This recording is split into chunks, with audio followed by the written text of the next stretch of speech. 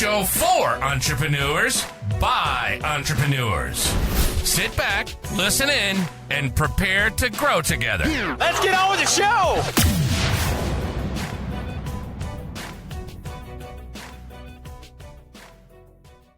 Good morning, everyone. We're back for another episode of the Growth Grit Grind podcast. I want to say I appreciate all of you that have tuned in. I appreciate a lot. We got a lot of questions last week on TikTok, which is we don't usually get a lot of questions on TikTok. We usually get a lot of views and a lot of interaction, but we got a lot of questions on TikTok, and we'll be answering those in a different episode. But I just want to say I appreciate you guys for watching. We have two guests today, which is an oddity for us. We usually get the luxury of having one, and now I'm excited that we've got two. I want to say that you guys are actually our first duo guests, so I'm excited to have that kind of, you're not going to left her hanging a little bit. Okay, no, we're good. So I wanted to introduce them real quick.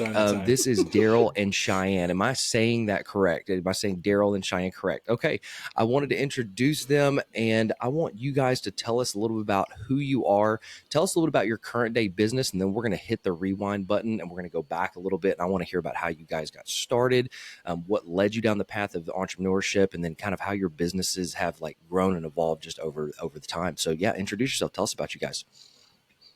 Sure. We got a lot going on. So we are technically newlyweds to some people. Darryl and I have been married less than 10 years. So we have got a lot done together in our 10 years, but our businesses of late have had us been dubbed serial entrepreneurs. So we have quite a few different businesses, anywhere from a photography business, hair salon, and then now we're geared more into retail. So we actually have two retail spaces. Darryl does a lot on the side with real estate and investing. And so we got a lot going on. That's why there's two of us. So say you probably need two of y'all to, just kind of keep it all wrangled and things like that. So congratulations. You said coming up on 10 years or under 10 years? It'd be 10 years this year. Yep, this year. She looked at you and you gave the right answer. I just want to say we're already off to a great start. No, that's awesome. I'm a tenured married man myself. Yeah, going on. This will be 18 years this year. We've got two kiddos. One that's just started driving, drove herself to school today. It's a wild journey, like the entrepreneur business owner journey. Feeling.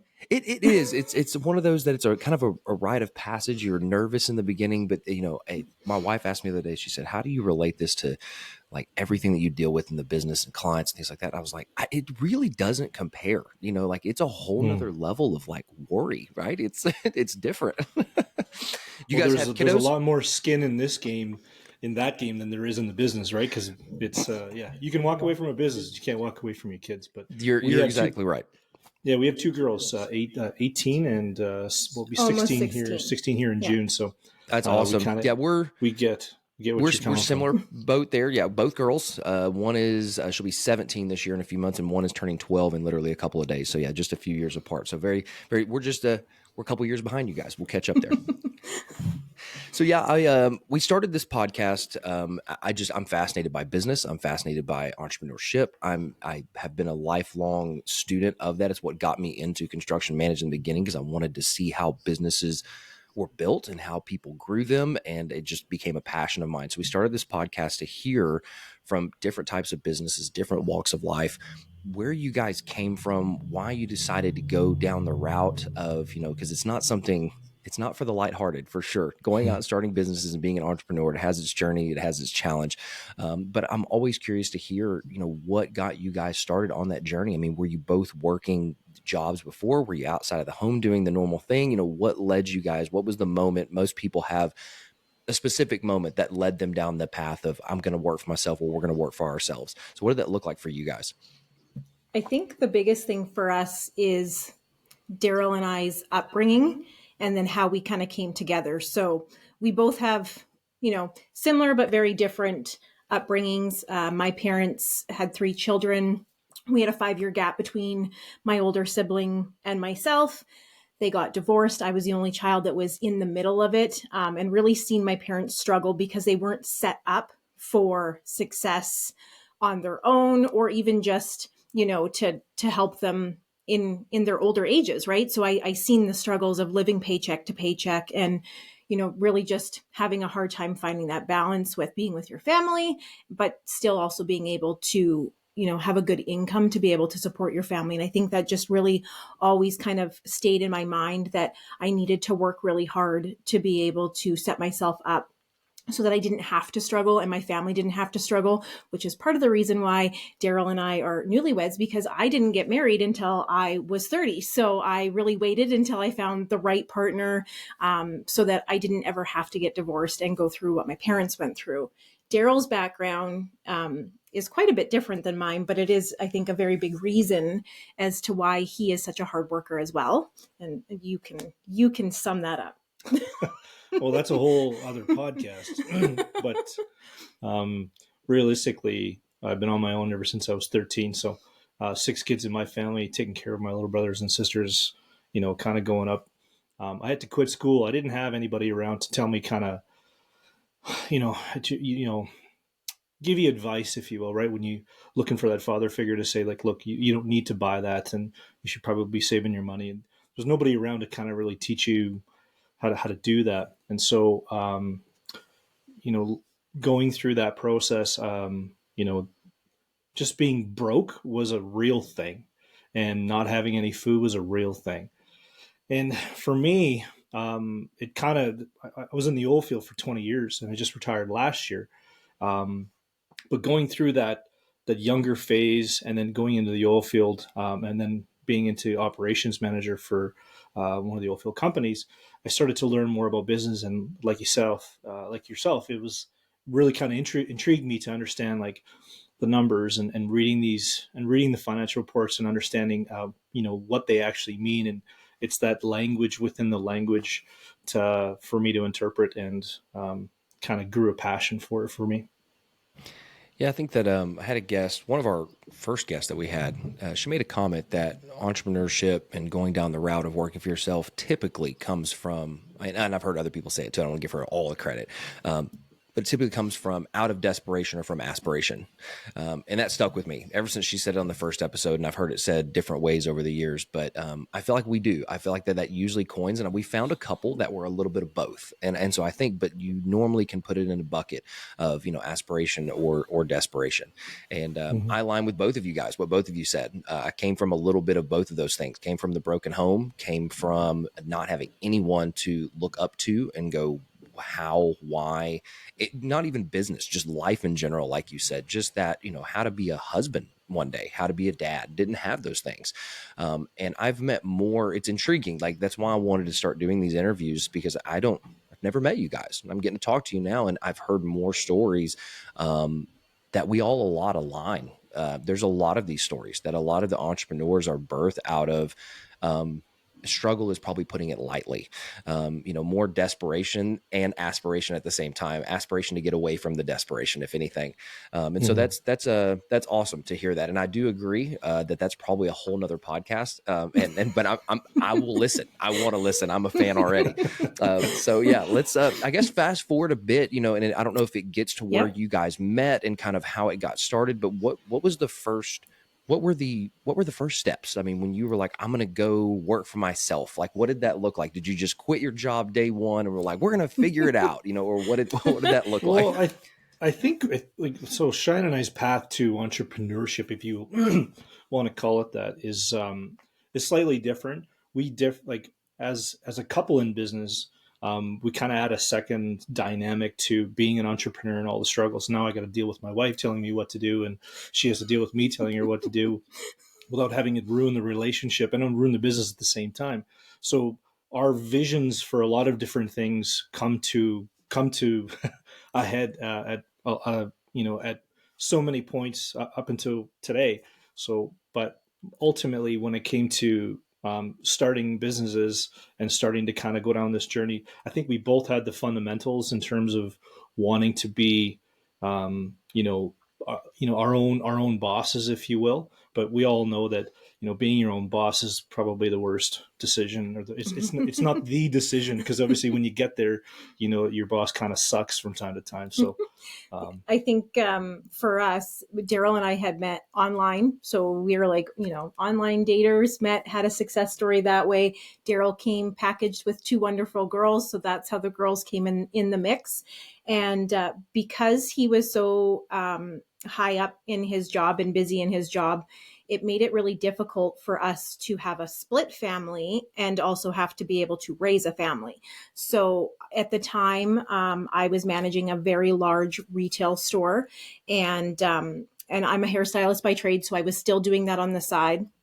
And it was just getting progressively harder for who's going to get the girls, like who's going to watch the girls. The girls are sick, like all that kind of stuff. The same thing that every family has that has children, but we also had to navigate that around having another parent that wasn't necessarily on board with what we did. And we also live 45 minutes away from our girl's mother. So it's not like it's a quick run down the road. So there was a point in that time of our life that we knew it wasn't working. And Darryl on the sideline had kind of really pushed me to get busier with my photography. It was like a little passion that I had. And he's like, you're really good at this. You should keep doing this. And so I was bringing in money with that.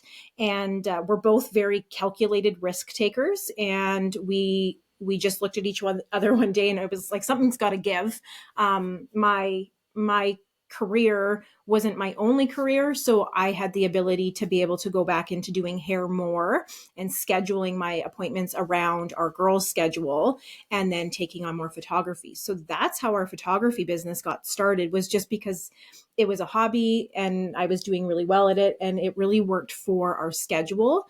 And then fast forward, a few years, our photography business grew so much that and we got married, that Darryl was like, we can do wedding photography better. And so we started doing wedding photography. Fast forward a little bit more, we brought on other photographers and grew our photography team because we've gotten so known in our area. And we also do destination weddings. So it was just a lot going on. And so the other component to that is through building that business. Again, my entrepreneurial journey had a different vision for her. So I was getting into a lot more the investing. So I do a lot of investing in the stock market.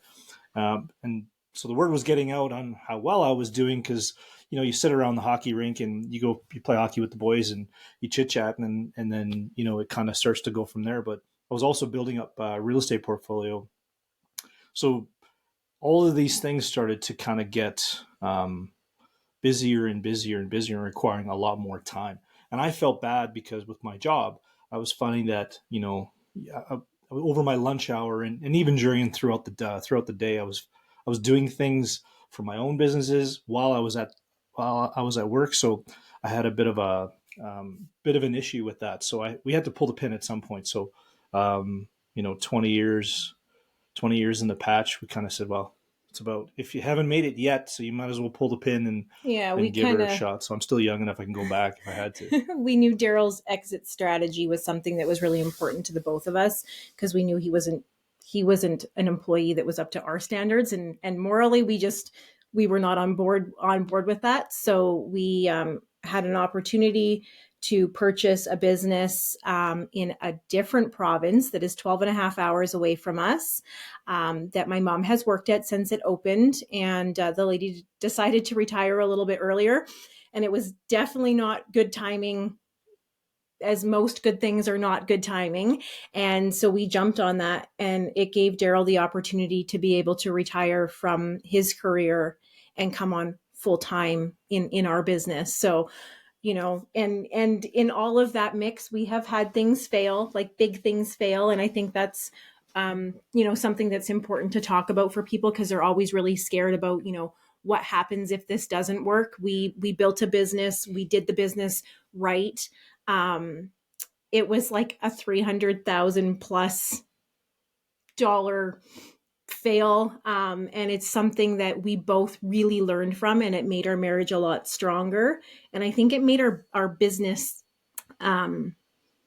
like savviness, just a little bit scrappier, because we learned from a lot of things, and as much as I don't want to say don't trust people, we definitely learned to make sure that we cover, all of the things before we get too far into a business. So yeah, in our 10 years, we have had a lot go on. That's no, that's awesome. I mean, I think that, briefly talk about, I mean, and I think a lot of people struggle with this. And I was one of those. While I was in construction management, I was making probably aligned, with Darryl a lot. I was making great money. I had been doing it for such a long time. There's a ton of money in construction. I was on the management side. I essentially ran some of the businesses that I was involved in. The owners were detached. They were making enough that they just wanted to go do their thing. They need somebody to run it, but they needed to trust that person. So they were willing to pay a good amount. But I hated every minute of it. And I started getting in the same boat as you, is like, I had this business that I had started doing marketing and advertising. And I was like, this is what I'm really passionate about. And it's what I was doing for the construction companies, just in a different capacity. I wasn't able to be as creative as I really wanted to be and go build a team. But then I started taking on clients on the side, and I started feeling the same way you did. But I didn't think you hated it. Like, say that again.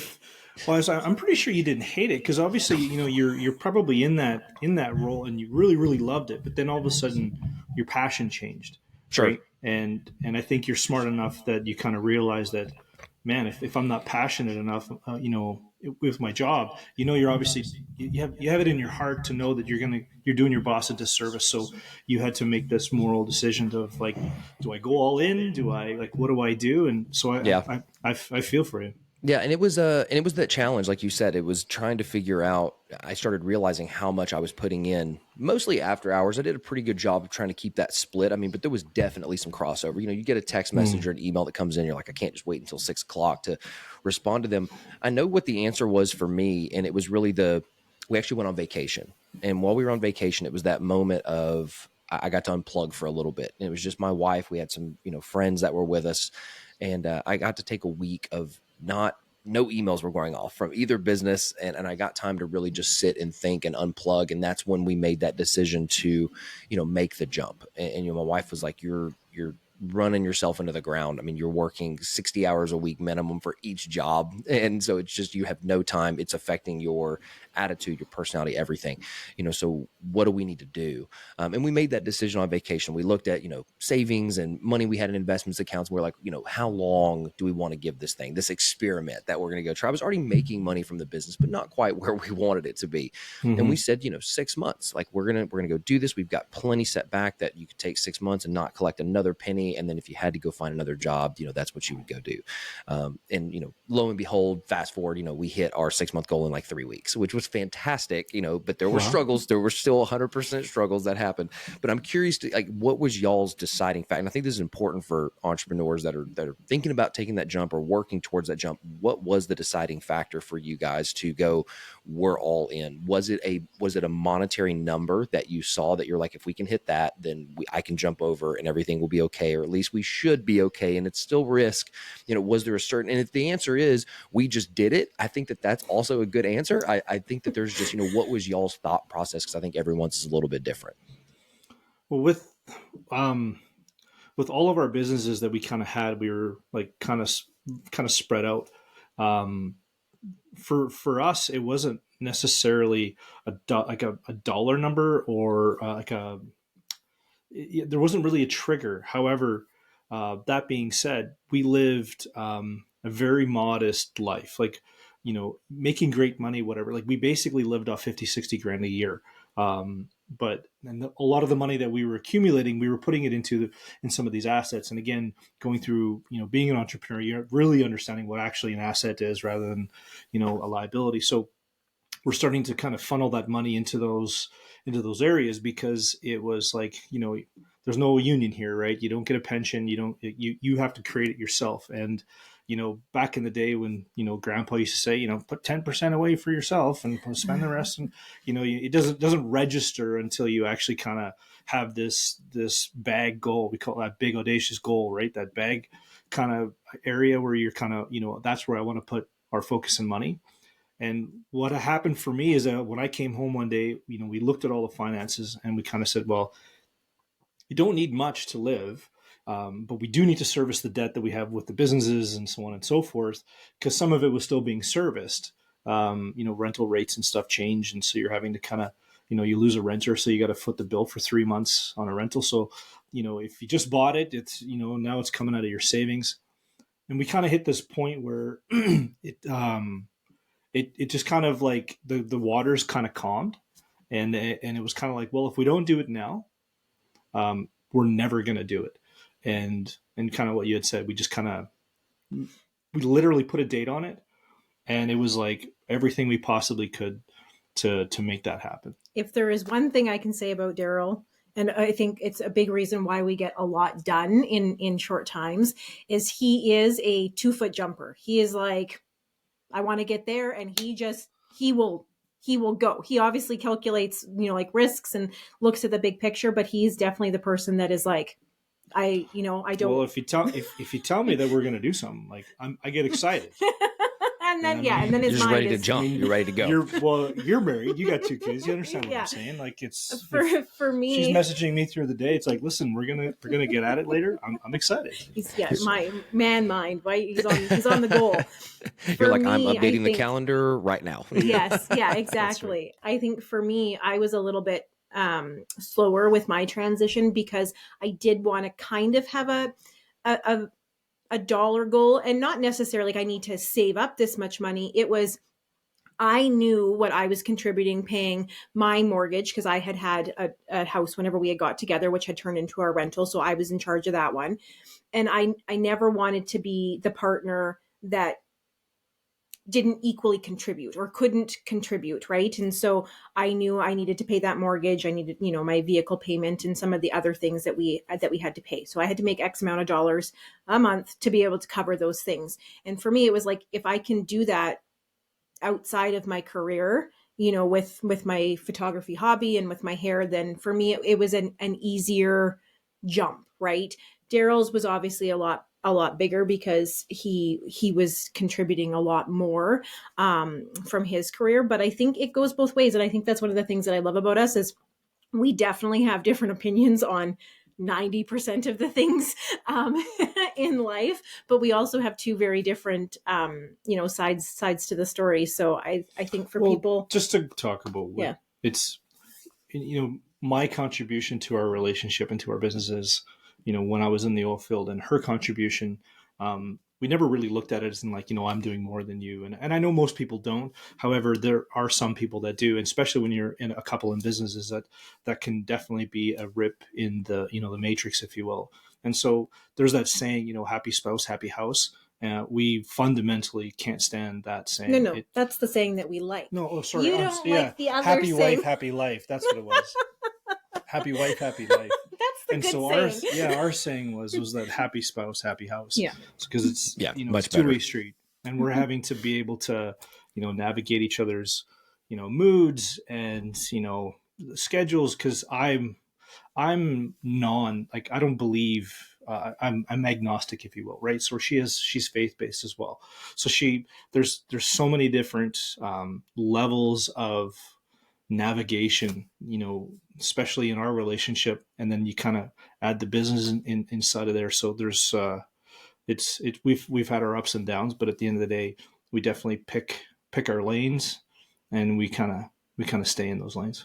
Staying on that kind of topic there, because I think it's interesting. I mean, and ours is the same way. My wife and I are very, very different. I'm the typical probably entrepreneur or business owner, like very type A. I'm 100% like, hey, here's a cliff. Let's jump. Let's do it. Like, let's just go. Or if we are making plans, I'm like, great, we have it, go. Like that's just how my brain operates. She's more of there are steps involved in this process. There are step 1, step 2, step 3.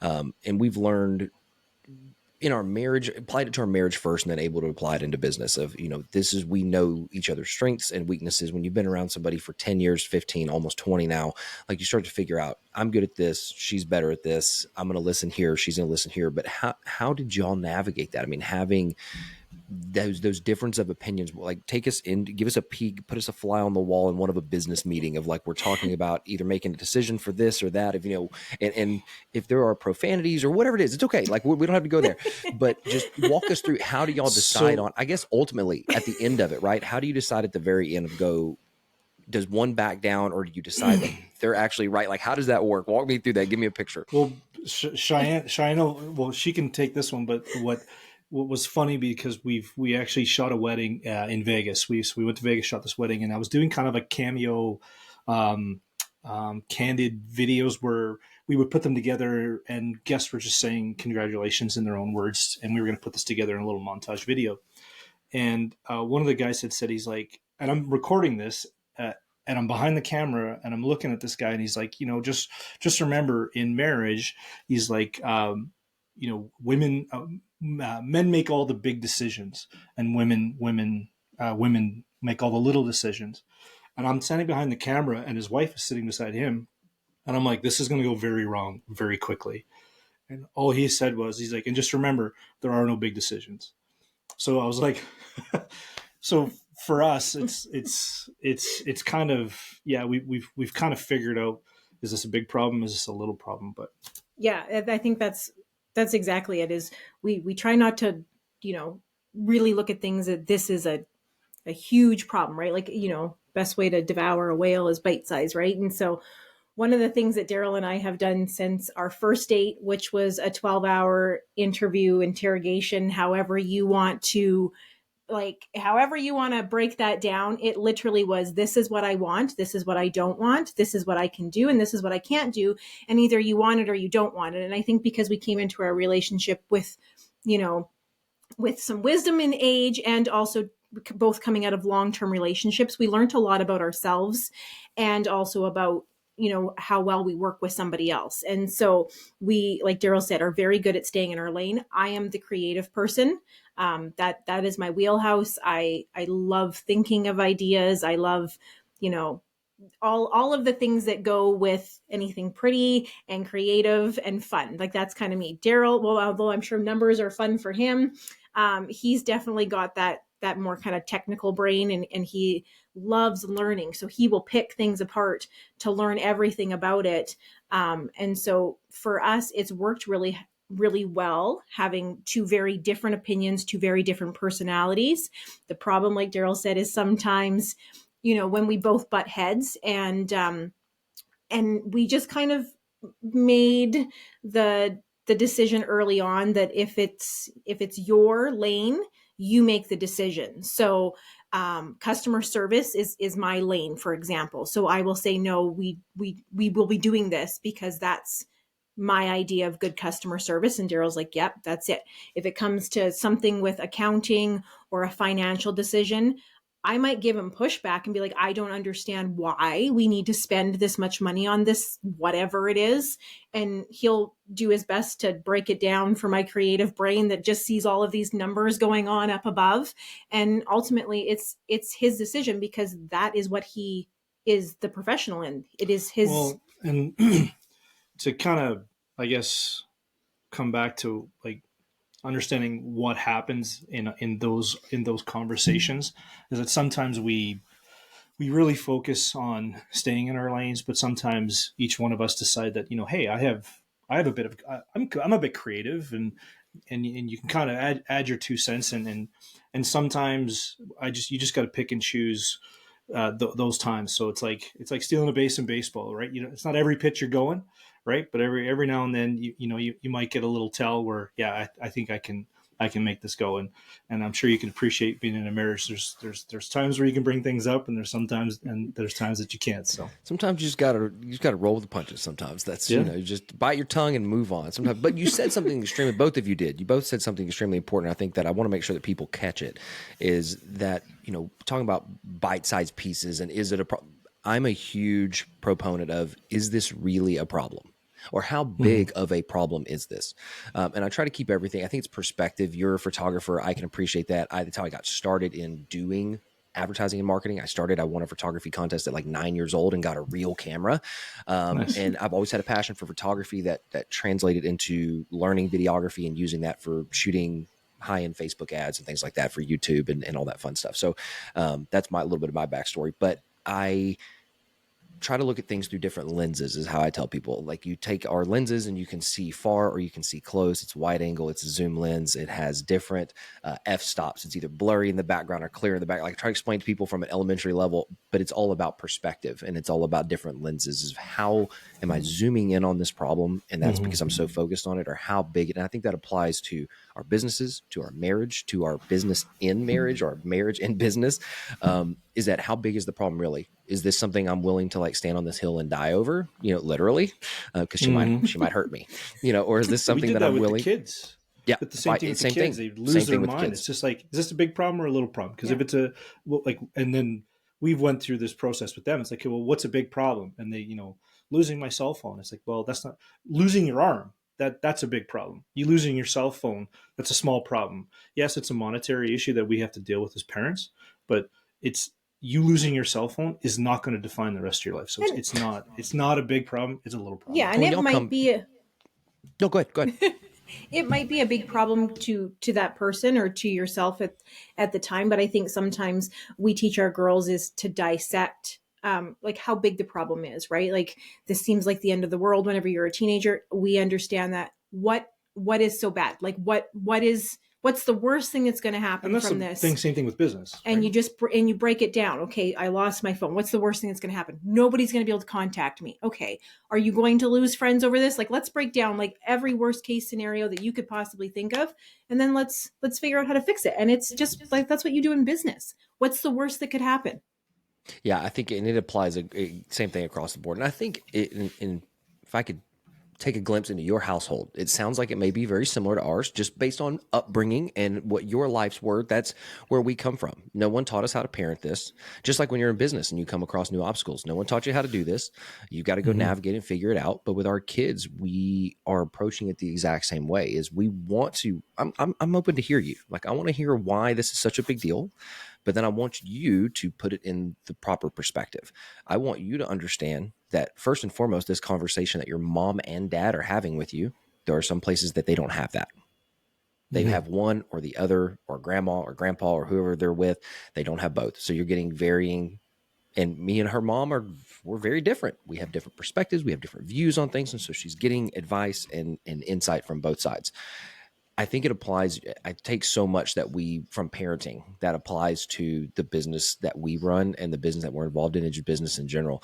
And then the marriage kind of ties in the middle of all of that. And it's like, there's so many lessons along the way that you go, wow, it's not that big of a deal. And I don't care if it's arguments with my spouse, which we I don't know, we joke that we're an old married couple. We've been married almost 18 years, so it's like we are like, I don't want to watch that show. Like, I want to watch this show. Like, that's the arguments that we have now. Like, there aren't any very, large, maybe where we're going to go out to eat is I don't want that place again. It's not World War III in your household. Yeah, no, there's not like, full, you fast forward 15 years ago. Now there was some World War IIIs that took place, but I don't know. You find that comfortable spot where you're like, I'm happy, she's happy, like, this is how we stay happy. Like, I agree with you guys both that there are lanes that, especially if you take a marriage into a business, I think there are lanes that you have to know, this is really my focus. But I also agree with what Darryl said, is I think there are some crossovers where you go, yeah, I hear you, you're the creative, but like, I don't know, I really like this idea, what do you think about this? And I think that there's a reason why having your spouse in the business, or having mentors, even you want that other perspective. Is I want an outside voice. Just because I know all the numbers, or I am the best creative on the planet, having that outside. I bounced stuff off my wife before she was ever involved in the business and said, what do you think about this? She's like, well, I mean, I don't really know the space 100%, but if I were your end user, and that's what we even do with our clients, is I could take a financial planner or a dentist or a tire store, and they could go, we sell tires. I'm like, yes, you do. But the language that you're trying to use and how you're trying to sell those tires is not how your end user purchases your product. So how can we communicate and talk like they do? Because financial planners talk different than the average investor.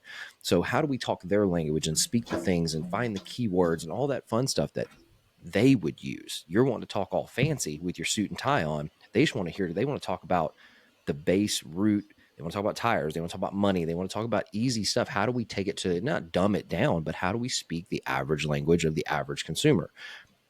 we have to put ourselves in their shoes. And the same thing applies to that, is if you're the creative and I'm the financial person, sometimes I have to take myself out of my creative, put my financial hat on and go, okay, or help me understand. Like, I want to know why you're making the decisions that you're making, because I want to feel involved. I want to feel invested, and I want to understand it. But it gives us that outsider perspective. We're able to take ourselves kind of out of body experience and understand what that person is feeling. And we do the same thing with our customers. We have to take ourselves out of our shoes and our professional hats and go, how does my customer feel about this? How would they feel about this decision I'm making, or my pricing, or changes, or whatever it may be, how I'm speaking to them? And I think it gives us that opportunity to pull ourselves out. We use the same thing with when we have arguments with regards to, you know, whether you're crossing lanes or whatever, but the general consensus for us, what works, is that it seems like, sounds like, and feels like, right? So whenever we're having an issue and it's just, okay, well, it seems like that you're frustrated that I'm doing more of this project than you are, or whatever the situation may be, but the word seems like, sounds like, and feels like become a very prevalent thing in our arguments, if you will, because it allows us to reflect on what that other person is hearing. So for us, when we do have issues, it's like, okay, well, it sounds like you're wanting to spend a lot more money on advertising or whatever it is. And then it's just like, well, no, that's not what I'm saying. Well, then what are you saying? Because that's what I'm hearing. And because what we hear and what other people are saying, it varies. I mean, and it's 100%. not, there's no fault on either side. But if you take the moment to stop and go, this is what I'm hearing or what I'm interpreting, and if that's not what you mean, or that's not what you're saying, and that applies our kids, marriage, our business, across the board, general communication, family members, like just across the board, it applies. So no, I completely agree. And that changes. It can, if you're going into it with the right intentions, it changes your perspective. You go, oh, I didn't realize that's what you meant, or that's what you were trying to say. So I completely agree. I think that's a great way to go about it. Yeah, what did you guys? It's worked well. Go ahead. Yeah, no, yeah. You guys are still sitting there together, right? You're still there. Like, we haven't had, cameras hadn't cut off yet. Everything's going good. No, everything's great. So yeah, what? I guess fast forwarding, we're sitting at about 35 minutes here, and I want to be able to wrap up with you guys. But if you had to, we've talked about a lot of challenges. Which y'all's episode, reading y'all's bio, I was like, this is going to be cool, because it's like we're going to talk more about like marriage and business, which is what we spend a lot of time on, which I appreciate, and I think there's a lot of folks out there that are either doing it or have aspirations to do it. They're like, me and my spouse, I want to work with them. I want to be involved. They could have been like us, where it was like, I went into it first, and then we're like, we want to bring my wife in. Like, she's my integrator. She is my financial person. She's my organizer. And I am the like, let's have all the fun, not really, but I'm just the one out executing. I'm the one out making things happen, and I need someone on the back end. But no, I think this is going to be a really good episode for those that are either in it and they're fighting like cats and dogs and can't find lanes and don't understand lanes and are not going to understand what feel felt is. Then they're going to hear all this, and I hope that they take something from it. But one question I always like to ask is, and I'd love an answer from both of you guys, because I think it'd be good, is if you had to just summarize your from marriage to your experience in business, struggles, fights, happy moments, all of it, ups and downs, hilltops and valleys, is if you had to summarize that for another entrepreneur out there that's thinking about going into business or is currently in it and maybe struggling, if you had to summarize that into maybe a couple of words or a sentence, and give someone a piece of advice to kind of lift them up and keep them going, what would that look like? You going first? No, you give her. Oh, that's a tough one. I think the biggest thing is to not move forward. You need to move forward. So even if you're scared and you don't know where to start, and it doesn't matter. This works for entrepreneurship, for relationships, like anything in life. Just, you have to keep momentum. Like, the best way to keep going forward is to keep moving. And I think that's something that Darryl has definitely taught me, is just go for it. Like, and even if you get started and it's messy and it's not right, and you screw up everything, at least you got started. And if the worst does happen and you fail, it's okay, because you're going to get back up, just like you did whenever you were little and you fell, and you're going to learn from it. You're going to grow from it. And then you're going to just get to where you want to go faster, because you're going to be better at what you already tried to do. So just move forward. Don't be scared to start. Well, and I guess to kind of piggyback off that is, trying to figure out what your business is or what you do for your business, and understanding that whole dynamic. But in order to figure out what business, where do you fall in that business, is you got to figure out where you don't, right? That's the biggest thing, is accepting that. And, there was a saying that somebody says, the best time to start a business was 20 years ago. The second best time is now, right? So it's like waiting is not an option, because the more you wait, the more you procrastinate, and it just all goes all. Man, if we would have done all this in our 20s, like we could be like retired, living on a yacht now. It's such a. Well, the problem is that we wouldn't, like, that's the worst part, is like we go on vacation and being idle is such chaos. Yeah. So it's like when there's nothing going on, it's just like I feel that we need to be doing something, and we usually start another bloody business. It's crazy, but well, and I've had the same thing. When I go on, I feel, and it's not, I wouldn't call it anxiety. I'm not a huge fan of that word, but it is a little bit. It definitely is. Like when I go on vacation, we're getting ready to go on one in June. We take an adult trip in June, the same vacation that I actually stepped out of construction management in several years ago. We've kept that vacation. Now it's kind of like a rite of passage, so we have to keep it, right? But same thing. I'll get there and it'll be day 1, day 2 is fine, but then by day 3, day 4, I'm like, I feel like I need to check an email. I feel like and I still do. I have a team that I am able, and they're fully capable, but there are still certain things that I want to check in. Just maybe it's once a day, just make sure nothing crazy happened, nothing burned down. But I still have that. And I've had so many people that are like, you need to learn how to unplug. You need to learn how to unplug. And I was like, this is what I love. Like, I don't think you understand that. Like, do you, if it's something that you're passionate about and it's not work for you and it's not taking away from your family, for us to check emails, for 15, 20 minutes in the morning where all our girls are sleeping or getting ready or doing whatever teenage girls do to kill time in the morning, it takes stress off of us, because we know that when we get home, we're not answering 16 million emails because we kept up with them, while we were on vacation. We are not big believers on work-life separation balance. I think it's a lie. I think a lot of that's a lie. I really do. You can have a balanced life and do it all together. That's why a scale is like that. And if we have 50% in our business and 50% in life, then great. But if there's times that our business needs to have 80% of us, then it's still okay, because we're still balanced. Our girls have definitely got to see that it's okay to work really hard. And sometimes it's okay to play really hard, as long as you're finding the balance that works for you. That's the important thing. And on holidays, for me, it's my creative time. That's why we don't sit idle. Darryl always bugs me. If I have a tape measure in my hand, or if I stand still for 10 minutes, we end up doing something. And whether it's a passion project, we buy a new house, we start a new business, my brain is just like, oh, if we only had this in our community, so many people could benefit from it. And then another business starts. Well, and so just to finish that off is like, and to answer your question, is that, understanding, like, being in business is not about, knowing everything, like, because you're never going to know everything. It's just about getting shit done. It's understanding what needs to happen next, and then just keep moving the bar, and just keep moving the bar. And sometimes it takes a little bit to move the bar, but at the end of the day, as long as you're moving it and you're getting things done, that's all you need to know about business. And you don't need to know what a P&L, or balance sheet looks like. Yeah, it's nice to know. However, it's not the be all end all. And your accountant and your lawyer will tell you that, but it's not, because that's not what sells people. All of those things are the, and you can call them whatever you want, obstacles.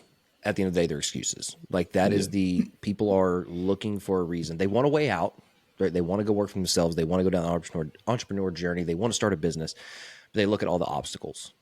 And in reality, if they would change their perspective, swap that lens out, they would see that they're all just excuses. There's something holding them back. They are, in fact, a roadblock, but it's a roadblock to their own success. Like, it's a roadblock to their own journey.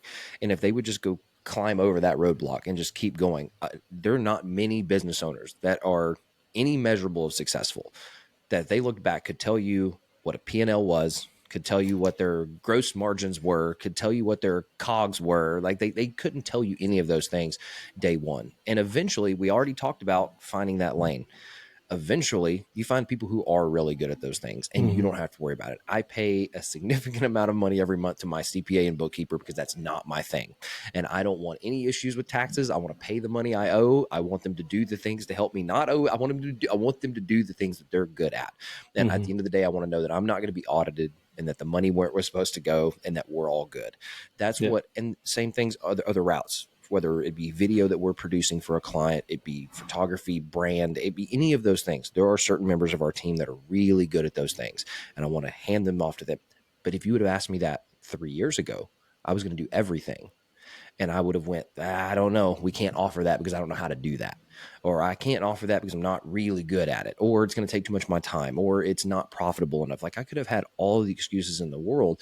But instead, I'm like, we're just going to figure it out. And it was scary. I think it is scary. Like, just saying, I'm going to go figure it out. Especially, I am a thinker, I guess you could say, is like, I try to look down the road and think of like worst case scenario. And that's usually actually crazy enough, it's what brings me comfort, is if I look at the worst case scenario and I go, everything else is kind of gravy from there. Everything else is uphill. Everything is sunshine and rainbows. Like, if that's the worst case, I was talking about my wife coming into the business. It was like, worst case scenario, we're going to go bankrupt. Like, that's the worst case scenario is like, we're going to lose her salary, and we're not going to generate enough revenue by bringing her on. Even though we're bringing her on, we weren't even bringing her on to generate revenue. That her position was not a revenue generating spot. I'm so glad you didn't say divorce. No, not an option.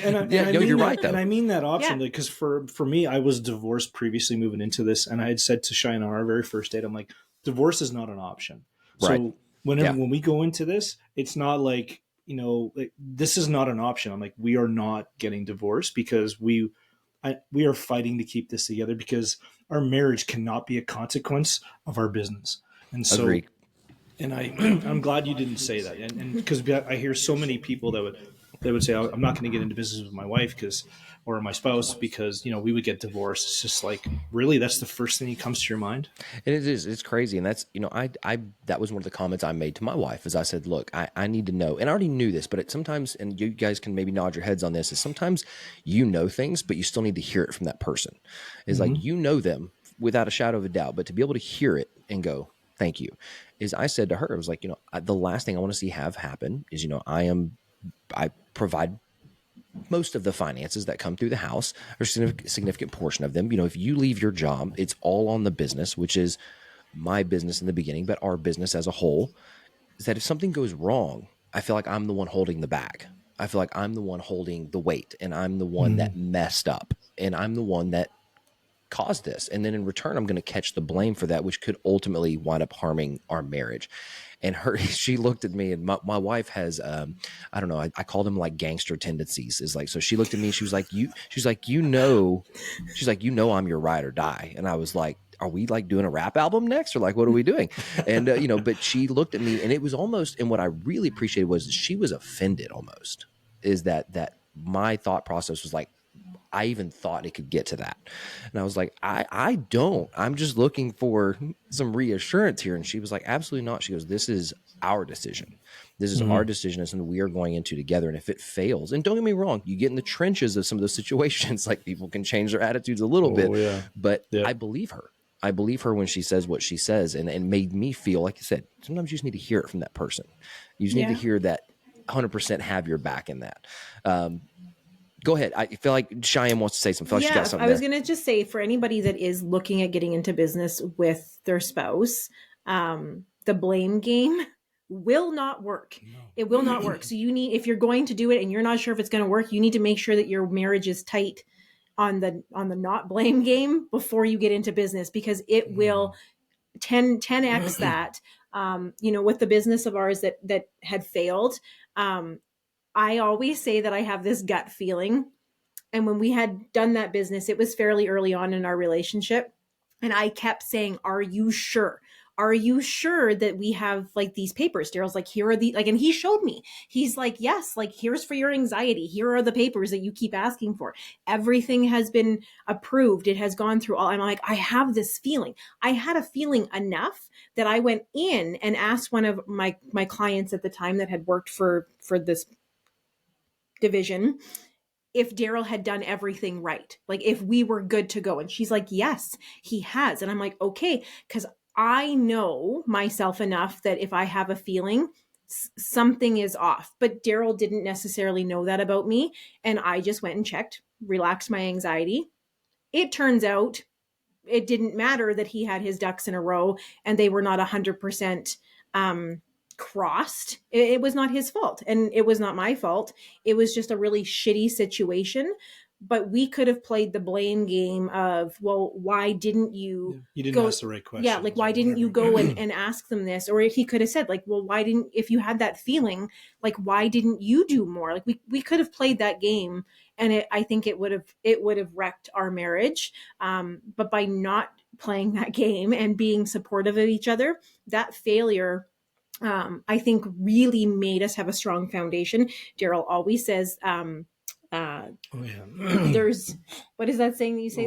Rock bottom is a great foundation for success.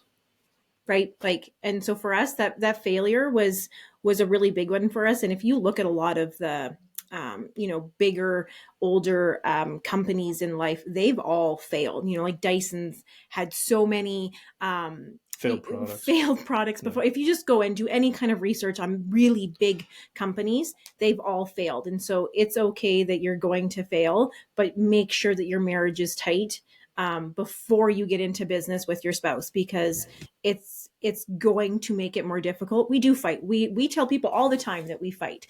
And it's okay. Like, everybody's human. You just got to figure out how to navigate it as a couple. I completely agree, and that was going to be my next statement. Is I don't, if I had a piece of advice, we'd be like, don't get into business to fix your marriage. I don't think that's probably smart. It's like having a baby. If you think that is going to fix my marriage, it's like, no. Yeah, exactly. It's the same concept. Be like, yeah, we're gonna have a kid to fix our marriage. I think there's certain pieces of advice that you could take along the way that's like, nah, probably not the greatest. So no, I agree with you. I think that you need to have a good, solid understanding. I think you talking about rock bottom, it's a firm foundation. I think that, you talk about that with your marriage, you talk about that with business, it all applies. And there's so many parallels there between parenting and marriage and business. So, yeah, I completely agree. I think you have to have that firm foundation first, that maybe it's probably better that someone stays in their 9 to 5 and figures the marriage side of it out first, before you go, hey, let's be each other's bosses. Like, that's probably not the greatest move. Maybe look for something else in the meantime. But you guys know this was a really cool episode. This was it's kind of what I was hoping the episode was going to be after reading what you guys sent me. So I appreciate that. And I think I want to stay in touch, because I think that what you guys have to bring, I may even bring my wife into one, and maybe we could do it that way. I think it'd be kind of cool to kind of talk about different perspectives. I think there's a lot of, we've uncovered just sitting here, there's so many parallels between parenting, marriage, and business that I think this could be a ongoing topic from time to time that we may come back in, because I think there's so many. We're not the only 4 that got to be out there. I mean, you guys are the most extreme north, and I'm the most extreme south. There has to be people in the middle too, that are dealing and going with the same. That's the whole purpose of why I even started this podcast. I really don't have time to do this podcast, so I'm sure you guys maybe don't, but finding time to do it, I get value from it. I hope you guys do too, and of course the people that wind up listening do. So I want to say thank you for y'all taking some of your time out for being on the podcast. And yeah, if you guys are open to it, I want to stay in touch, and we may do this maybe once a quarter or something like that. I think it'd be cool to come back in and kind of recap where we're all at, and continue down this. We may call it something very specific, like marriage wars or something. I don't know. We'll call it something. We'll find a word. We'll use Chyanne's creativity, and we'll come up with a word for it. We'll figure it out. That or ChatGPT. Yeah. One of them will come up with it for sure. But no, I appreciate you guys for being on, and just want to say thank you. And if is there a specific spot that if people wanted to go find out more about you guys or one of your businesses, is there anywhere that we should direct them? Do you have anywhere in specifically? Or I think the easiest way to find out everything that we do is on Instagram. So our Instagram is Don't Be Shy, CHY Boutique. It's kind of our mother company. But on Instagram, we share a lot about our life. Because we do a lot of mentoring for other couples in business, other entrepreneurs. But we always share what's going on in our other businesses. So it's like the easiest spot to find us. But really, if you Google Don't Be Shy, CHY, everything comes up, because there's not a lot of us kicking around. So Gotcha. No, that's perfect. And I'll make sure we include that in some of the captions too. But yeah, no, guys, thank you all for being on. I appreciate it. I'm going to let you guys get out of here, and I'm going to let our audience get out of here. And yeah, I want to stay in touch. I think this was cool. This was a great episode. Thanks appreciate for you guys having being us. here. Really appreciate it. You got it. Thank you for tuning in. If you're watching on YouTube, hit that subscribe button. If you're on audio, we'd love your follow. If you'd like to be a guest, head up www.speakloudmedia.com/GGG podcast and fill out our guest form. Thanks again for tuning in.